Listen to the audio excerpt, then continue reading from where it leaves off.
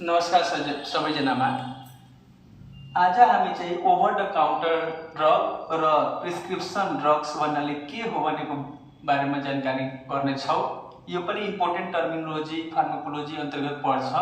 Over the counter drugs चाहिँ भन्नुहुन्छ भने यो काउन्टरमा गएर चाहिँ भनेर चाहिँ हामी मेडिसिन लिन सकिन्छ। यसमा प्रिस्क्रिप्सनको जरुरी छैन, त्यही भएर यसलाई ओभर द काउन्टर ड्रग भनिन्छ।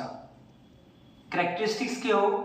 Safe when used as directed भनेको यो सेफ जब हुन्छ जब चाहिँ तपाईको चाहिँ काउन्टरमा गएर चाहिँ हामी मेडिसिन त लिन सक्छौं, तर यसमा चाहिँ जानकारी हुनु पर्यो के को लागि चाहिँ मेडिसिन लिइरहेको छु, कति डोज चाहिँ चाहियो। सामान्य मेडिसिन नै हो तर ओभरडोज लियो भने टक्सिसिटी गर्न सक्छ। त्यसको सन्दर्भमा भन्न खोजेको हो युज फर माइनर इलनेस, सामान्य बिमारी या सामान्य इलनेसको सन्दर्भमा यो मेडिसिन हामी लिन सक्छौं। जसरी एन्टिबायोटिक यस क्याटेगोरीमा पर्दैन ओभर द काउन्टर ड्रग्स, किनकि त्यो एन्टिबायोटिकले तपाईको ओभर टक्सिसिटी पनि गर्न सक्छ र एन्टिबायोटिक माइक्रोबियल रेसिस्टेन्स एएमआर हामी भन्छौं त्यो पनि गर्न सक्छ। त्यही भएर चाहिँ ओभर द काउन्टर ड्रग्समा राखिएको छैन। यसको इक्जाम्पल भन्नुहुन्छ भने प्यारासिटामोल ओभर द काउन्टर ड्रग्समा हुन्छ। एन्टासिड ओआरएस ओरल रिहाइड्रेसन साल्ट या सल्युसन जुन चाहिँ यो सबै चाहिँ तपाईको ओभर द काउन्टर ड्रग्स। यसबाहेक पनि धेरै मेडिसिन छ ओभर द काउन्टर ड्रग्समा, तर यो प्रमुख मेडिसिन मैले राखिदिएछु। अब कुरा गर्नुहुन्छ प्रिस्क्रिप्सन ड्रग्स। यहाँ ध्यान दिनु होला, यसमा प्रिस्क्रिप्सन चाहिएन, तर यो प्रिस्क्रिप्सन यसमा चाहियो। किनकि यो रजिस्टर मेडिकल प्र्याक्टिसनरकै प्रिस्क्रिप्सनले चाहिँ हामी मेडिसिन लिन सक्छौं। किनकि यसले चाहिँ मैले भर्खरै भने एमोक्सिसिलिन यो एन्टिबायोटिक हो जसले चाहिँ एएमआर एन्टिमाइक्रोबियल रेसिस्टेन्स या एन्टिबायोटिक रेसिस्टेन्स गर्न सक्छ। त्यही भएर यो कुरा हुन्छ। इन्सुलिन पनि हामी प्रिस्क्रिप्सनकै सहायताले लिन्छौं।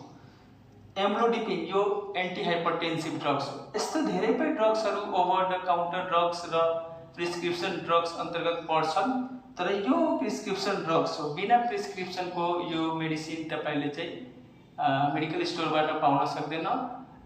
त्यो चाहिँ मिसयुज भइरहेछ भने त्यो बेग्लै कुरा हो, तर प्रिस्क्रिप्सन चाहिँ इसेन्शियल छ, जरुरी छ।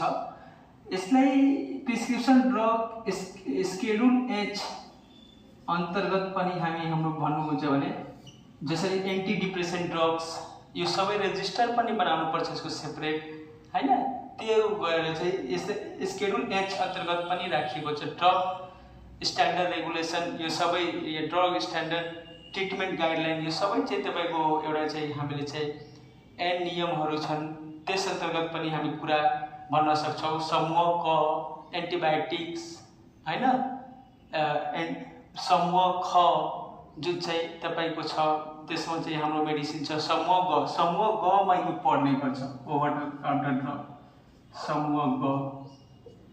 समूह क मा एन्टिसाइकोटिक एन्टिबायोटिक र समूह ख मा चाहिँ तपाईको एन्टिसाइकोटिक ड्रग्सहरू पर्छन्। त यो सबै चाहिँ तपाईको मैले राखिदिए। सो यो भिडियो मन परेमा प्लिज कृपया सब्सक्राइब गरिदिनु होला र आफ्नो फ्रेन्ड सर्कलमा पनि शेयर गरिदिनु होला।